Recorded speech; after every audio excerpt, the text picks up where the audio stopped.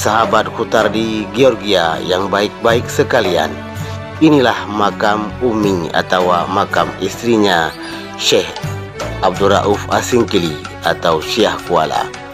Namun saya belum mendapatkan deskripsi nama daripada istri Abdul Rauf Asingkili. Bagi sesiapa saja yang mengetahui siapakah nama istri daripada Syekh Kuala yang mulia ini, mohon sampaikan di kolom komentar di bawah ini. Terima kasih atas segala perhatiannya.